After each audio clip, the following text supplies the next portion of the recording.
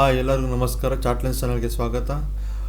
ನಾನು ನಿನ್ನೆ ನ್ಯೂಸ್ ಲೆಟ್ರಲ್ಲಿ ಹೇಳಿದ್ದೆ ಪ್ರಾಬಲ್ ಇಲ್ಲಿಂದ ಒಂದು ಅಪ್ ಟ್ರೆಂಡ್ ಸ್ಟಾರ್ಟ್ ಆಗ್ಬೋದು ನಿಫ್ಟಿಯಲ್ಲಿ ಅಂತ. ಬಟ್ ಆ್ಯಕ್ಚುಲಿ ಟುಡೇ ನೋಡ್ಬೋದು 500 ಪಾಯಿಂಟ್ಸ್ ಆಲ್ಮೋಸ್ಟ್ ಡೌನ್ ಇದೆ ನಿಫ್ಟಿ ಟಾಪಿಂದ. ಸೊ ಆ್ಯಕ್ಚುಲಿ ಈ ದಿನ ಎಕ್ಸ್ಪೆಕ್ಟ್ ಮಾಡಿರಲಿಲ್ಲ. ಬಟ್ ನ್ಯೂಸ್ ಏನೇ ಇರಲಿ, ನಾವು ಟೆಕ್ನಿಕಲ್ಸ್ ಫಾಲೋ ಮಾಡೋದ್ರಿಂದ ಆ್ಯಸ್ ಪರ್ ಇವತ್ತಿನ ಪ್ರೈಸ್ ಆ್ಯಕ್ಷನ್ ನೋಡಿದ್ರೆ ಕಂಪ್ಲೀಟ್ ವೀಕ್ ಆಗಿದೆ. ಆಲ್ಮೋಸ್ಟ್ ವೀಕ್ ಅನ್ನೋದಕ್ಕಿಂತನೂ ಸ್ಟಾಕ್ಸಲ್ಲಿ ತುಂಬ ಸ್ಕ್ವಾಟ್ ಇತ್ತು. ಅದಕ್ಕೆ ಹೇಳಿದ ರಿಸ್ಕ್ ಮ್ಯಾನೇಜ್ಮೆಂಟ್ ತುಂಬ ಇಂಪಾರ್ಟೆಂಟ್ ಸ್ಟಾಕ್ ಮಾರ್ಕೆಟಲ್ಲಿ ಅಂತ. ಬಿಕಾಸ್ ಎಲ್ಲ ದಿನವೂ ಎಲ್ಲ ಥರ ವರ್ಕ್ ಆಗೋಲ್ಲ. ಸೊ ಈ ಥರ ದಿನ ಬಂದಾಗ ನಮ್ಗೆ ಅಟ್ಲೀಸ್ಟ್ ರಿಸ್ಕ್ ಮ್ಯಾನೇಜ್ಮೆಂಟ್ ಮಾಡಿರಬೇಕು. ಇಲ್ಲಾಂದರೆ ಒಂದೇ ದಿನಕ್ಕೆ ಎಂಟೈರ್ ಕ್ಯಾಪಿಟಲ್ ಜೀರೋ ಆಗೋ ಚಾನ್ಸಸ್ ಇರುತ್ತೆ. ಸೊ ಅದಕ್ಕೋಸ್ಕರ ಯಾರೇ ಟ್ರೇಡ್ ಮಾಡೋದು ವಿತೌಟ್ ರಿಸ್ಕ್ ಮ್ಯಾನೇಜ್ಮೆಂಟ್ ಟ್ರೇಡ್ ಮಾಡೋಕ್ಕೆ ಹೋಗಬೇಡಿ. So coming back to Nifty ಹೇಳೋದಾದರೆ, ನಿಫ್ಟಿಗೆ ಒಂದು ಕ್ಲಿಯರಾಗಿ ಇವತ್ತಿನ ಪ್ರೈಸ್ ಆ್ಯಕ್ಷನ್ ತುಂಬ ವೀಕ್ ಆಗಿದೆ ಆಬ್ವಿಯಸ್ ಆಗಿ. ಸೊ ನೋಡೋಣ, ನಂಗೆ ಆ್ಯಕ್ಚುಲಿ ಸಪೋರ್ಟ್ ಇದೆ, but not sorry support hold ಆಗುತ್ತೆ ಅಂತ. ಯಾಕಂದರೆ ಟೆಕ್ನಿಕಲ್ಗೆ ತುಂಬ ವೀಕ್ ಇರೋದ್ರಿಂದ ಇಲ್ಲಿಂದ ಮತ್ತೆ ಫಾಲ್ ಬರೋ ಚಾನ್ಸಸ್ ಇರುತ್ತೆ. ನೋಡೋಣ. ಬಟ್ ಅನ್ಲೆಸ್ ನಂಗೆ 25,900 ಅಬೋ ಬರೋವರೆಗೂ ಯಾವುದೇ ಕಾರಣಕ್ಕೂ ನಾನು ನಿಫ್ಟಿ ಟ್ರೇಡ್ ಮಾಡಲ್ಲ. ಸೊ ಸ್ಟಾಕ್ಸ್ ಟ್ರೇಡ್ ಮಾಡಿಬಿಡಿ. ಅಟ್ಲೀಸ್ಟ್ ನಿಮ್ಗೆ ಯಾವ್ದಾನ ರಿಸ್ಕ್ ಫ್ರೀ ಟ್ರೇಡ್ ಇದ್ದರೆ ಮಾತ್ರ ಟ್ರೇಡ್ ಮಾಡಿಲ್ಲ, ಟ್ರೇಡ್ ಮಾಡಿಬಿಡಿ. ನಾನು ಆ್ಯಕ್ಚುಲಿ ಅಟ್ಲೀಸ್ಟ್ 25,900ವರೆಗೂ ವೆಯ್ಟ್ ಮಾಡ್ತೀನಿ. ನಿಫ್ಟಿಲಿ ಕಂಪ್ಲೀಟಾಗಿ ಈ ಕ್ರಾಸ್ ಆಗೋವರೆಗೂ ನಾನು ಯಾವುದೇ ಕಾರಣಕ್ಕೂ ಟ್ರೇಡ್ಸ್ ತೊಗೊಳ್ಳಲ್ಲ ಇನ್ನು, ಅನ್ಲೆಸ್ ಫ್ಯೂ ಇಂಟ್ರಾ ಟ್ರೇಡ್ಸ್ ಅಷ್ಟೇ.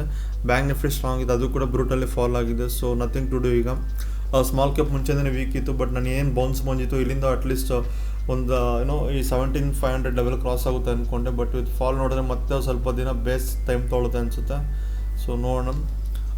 ಸೊ ಅಪಾರ್ಟ್ ಫ್ರಮ್ ದಟ್ ಎಲ್ಲ ಸೆಕ್ಟರ್ ವೀಕ್ ಆಗಿತ್ತು, ಇವತ್ತು ಕಂಪ್ಲೀಟಾಗಿ ಫಾಲ್ ಆಗಿದೆ. ಇನ್ಫ್ಯಾಕ್ಟ್ ಆಟೋ ಸ್ಟಾಕ್ಸ್ ಕೂಡ ಕಂಪ್ಲೀಟ್ ಫಾಲ್ ಆಗಿದೆ.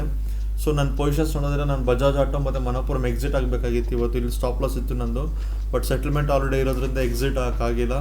ಸೊ ಇದು ಓವರಾಲ್ -0.25 ಲಾಸಲ್ಲಿದೆ. ನಾಳೆ ಕವರ್ ಮಾಡ್ಕೊತೀನಿ. ನಾನು ಬಜಾಜ್ ಆಟೋದಲ್ಲಿ ಪುಟ್ ಆಪ್ಷನ್ ತೊಗೊಂಡಿದ್ದೀನಿ ಜಸ್ಟ್ ಫಾರ್ ಎಡ್ಜಿಂಗ್ ಪರ್ಪಸ್, ಯಾಕಂದರೆ ನಾನು ಎಕ್ಸಿಟ್ ಆಗೋಕ್ಕಾಗಿಲ್ಲ ಅದಕ್ಕೋಸ್ಕರ. ಮತ್ತು ಬೆಲ್ ರೈಸ್ ನನ್ನ ಕ್ಲೋಸ್ ಟು ಸ್ಟಾಪ್ ಲಾಸ್ ಪಾಯಿಂಟ್ಸಲ್ಲಿದೆ.